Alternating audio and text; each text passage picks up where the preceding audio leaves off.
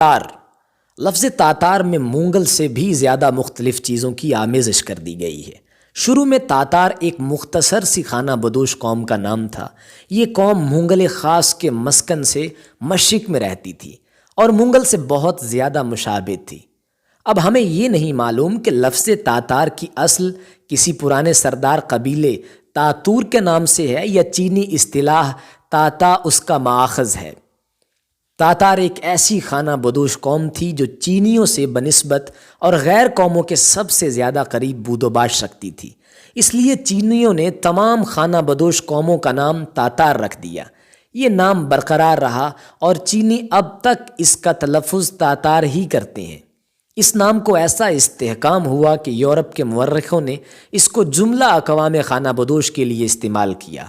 باوجود یہ کہ شروع کے یورپین جو 13ویں صدی عیسوی میں تاتاری سلطنت میں پہنچے تھے، ان کو مغلوں نے آگاہ بھی کیا کہ جب مغلوں کا تذکرہ کرنا ہو تو انہیں تاتار نہ کہا جائے، کیونکہ تاتار تو وہ قوم ہے جسے مغلوں نے فتح کیا ہے۔ اس کی مثال ایسی ہی ہے جیسے کہ 12ویں صدی عیسوی کے برطانیہ میں نارمن لوگ اس بات کو پسند نہ کرتے تھے کہ ان کو سیکسن کہا جائے، کیونکہ نارمن نے سیکسن کو فتح کیا تھا۔ مغلوں سے مغلوب ہو کر 1200 کے بعد تاریخی مقاصد کے لیے تاتار مفقود ہو جاتے ہیں اور مغلوں کی سلطنت کے مسئلہ لوگوں میں مل جل کر ان میں کوئی خاص تمیز نہیں رہتی۔ ایشیائی طبیعت کا خاصہ ہے کہ وہ ایک شے کو اس شے کے نام سے زیادہ باوقت سمجھے۔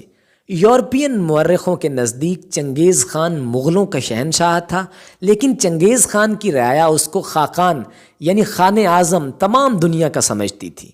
چنگیز خان کا نام زبان پر لانا بے ادبی سمجھا جاتا تھا اور اصل چیز جو اس کے پاس تھی وہ سلطنت تھی، نام کوئی چیز نہ تھا۔ مغل اور تاتار خاص کر اس زمانے میں کتابت نہ جانتے تھے۔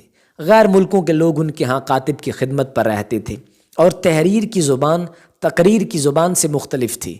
مغلوں کی طرف سے جو تحریریں یورپ میں آئیں ان میں کاتبوں نے خاقان کے نام اس طرح لکھے، مثلاً خالی جگہ چھوڑ دی، زمین پر خدا کا نائب، عالم کا فرما روا، کل نوع بشر کا شہنشاہ۔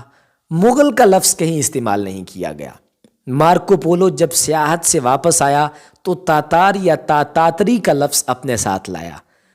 ان کے ماں سوا اور حالات سے ہم لا علم ہیں۔ روسیوں نے جنہیں سب سے پہلے اور بہت مدت تک ان خانہ بدوش فاتحوں سے واسطہ رہا، شروع سے تاتار کا لفظ استعمال کیا اور اب تک یہی لفظ بولتے ہیں۔ مصنف ہوورتھ کا خیال ہے کہ مغلوں کی سرکردگی میں پہلا لشکر جو روس کو فتح کرنے اٹھا، اس کے کراول میں تاتاریوں کی فوج تھی۔ روسیوں سے تعلق ہونے پر یورپ والوں نے بھی تاتار کا لفظ بولنا اختیار کر لیا اور چین کا نام خطائی بھی انہیں جب ہی معلوم ہوا۔ خطائی کا لفظ بعد کو متروک ہو گیا، لیکن جب مغلوں کی ماہتی میں خانہ بدوش قوموں نے دنیا میں گشت لگانا شروع کیا تو ان قوموں کا نام تاتار لیا گیا اور اب تک یہی لیا جاتا ہے۔ اس کو بدلنے کا وقت اب نہیں رہا۔ برلاس کے قبیلے یعنی تیمور کے آباء و اجداد کے قبیلے کو اصلی تاتاریوں سے جو جھیل بیار کے کنارے اور مقامات میں شکار کھیلا کرتے تھے کوئی واسطہ نہ تھا۔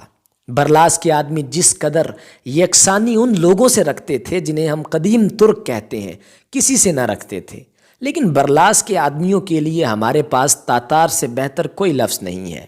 مولانا شرف الدین یزیدی نے بھی یہی لفظ برتا ہے اور میر خند اور خند امیر بھی یہی لکھتے ہیں۔ ابو الغازی خان بھی برلاس کو تاتار لکھتا ہے اور ایرانی عرب اور مصنفین نے جو بعد کو آئے تاتار اور ترک دونوں لفظوں کا استعمال کیا ہے۔ آج کل کے محققوں میں سر ہنری ہوورتھ اور ایڈورڈ جی براؤن نے بھی تاتار لکھا ہے، لیکن لیون کاہون اور آرمینیوس وامبرے نے بہت وثوق کے ساتھ برلاس کو ترک کہنا صحیح سمجھا ہے۔ اس کی وجہ انہیں کو معلوم ہے۔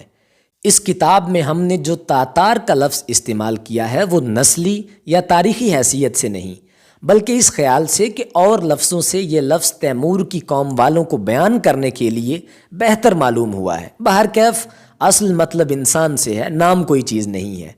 جتا، چغتائیہ اور سیر اردہ یعنی قبچاک کو ہم نے مغل لکھا ہے، کیونکہ اب تک یہ قومیں خانان مغل کی اولاد کے زیر فرمان چلی آتی ہیں۔